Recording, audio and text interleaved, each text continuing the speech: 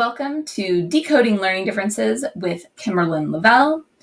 This episode is curriculum overrated? The number one mistake that I see new homeschoolers making is asking the wrong question. To start with, they start with the wrong question. They start with, what curriculum do you recommend? That's not the best first question. I know, you think it is. Because you think, okay, I want to teach my own kids. I want to be a homeschooler. What do I teach them? What curriculum do I use? Now, don't get me wrong. Curriculum is great. I love curriculum because it gives a good guideline about what we might want to teach. Totally makes sense. If you want a curriculum, use a curriculum. Enjoy your curriculum. But don't start with that question. It's not the most important thing. The most important thing is you and your child. You need to take a moment before you start looking at various curricula, and you need to think about who you are as the teacher, if you're the teacher, and are you the teacher, right? Like, you can homeschool your child and not be the teacher. Maybe your spouse is the teacher. Maybe you are going to teach math and your spouse is going to teach language arts. Maybe the neighbor down the street is going to teach history. Maybe you're going to have a tutor for everything. Maybe you're going to use something like OutSchool with online classes. What are you doing? There's so many options. You don't have to be the teacher. So decide, are you the teacher? Will that be a good fit? Okay. If you're the teacher, what are you going to do with that? What is it that you need to be successful? Do you need a super structured curriculum that tells you exactly what to say and exactly how to say it and what to teach and what manipulatives to do where and what, like, just totally scripted so that you don't have to think or worry that you might be doing something wrong? You just know that you've got it. You can just grab it, read it, do it, put it away, and you're done, right? Is that what you need to be a good teacher? Or do you need to, do you have a creative side that you want to pull out? Do you love looking at Pinterest and getting ideas from Pinterest? What do you need to be a good teacher?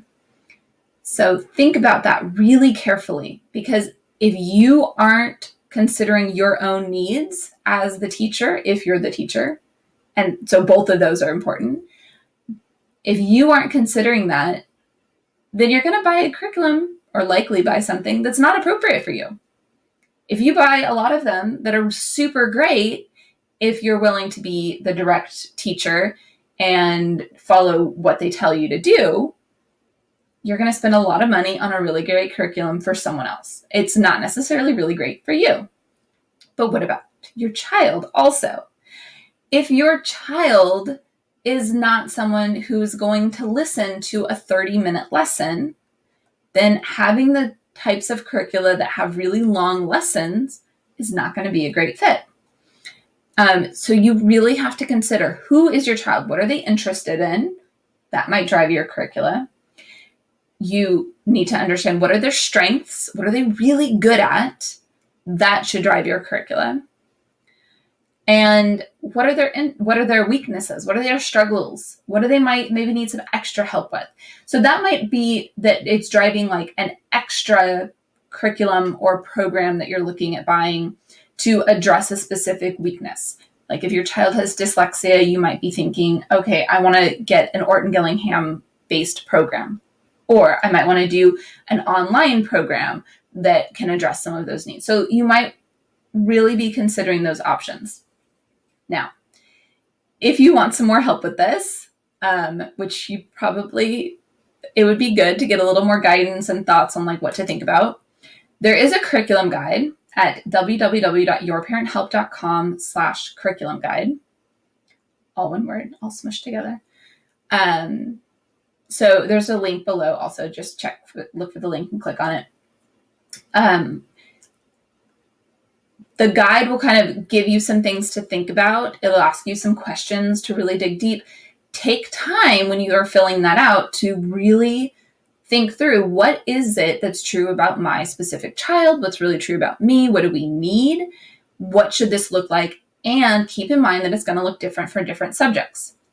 I'd also done a curriculum checklist that you can also get if you go to yourparenthelp.com. Look for that also. And that one was a little different, very similar, related. And there were some videos that went along with that. So there's a lot of guides there to like kind of help you think about what are you really looking for when you're looking at a curriculum, so that you know whether or not it's right. Because if you just ask the internet world, what do you recommend? They will have a variety of answers. And what they're recommending is what worked really well for them, but they are not you. So you need to consider if their recommendation actually is going to work. And a lot of times you're wasting so much time reading through all these individual people's opinions. The better questions that I have seen is when people ask, I'm considering this because it has this. Who has used it? What is your experience? Did it do this? Did it provide this? Did you find it to be to this, right? Like when you ask really specific questions of the Facebook internet world, you're going to get the specific answers that you're looking for. Now, you'll still also get people who just give their overall opinion. Oh, that was a terrible curriculum. And you're like, you didn't answer my question. You just wanted to give your opinion. But so you get a lot of that still too. But if you ask a specific question, you can get a specific answer, and that can be really helpful. If you just ask the general, what should I do with my fourth grader next year? You're going to get everyone's opinion on what they did with their fourth grader and why they thought it was great, but it's not necessarily the best thing. So think about that. Think really carefully through that one. So if you need a little extra help, you've got the curriculum guide. The other thing that you can do, if you want even more help, is you can email me and we can set up a time. There's also a way to just set up a call directly on the website if you want to figure that out, or you can email me, Kimberlyn@decodinglearningdifferences.com, and say, hey, I need a little extra help. I really want someone to just like walk me through purchasing this so I'm not wasting a ton of money on stuff that I'm not going to use or is going to be a terrible fit. And we can set that up too. So Kimberlyn@decodinglearningdifferences.com with any questions, concerns, whatever that you have. And I will see you next week.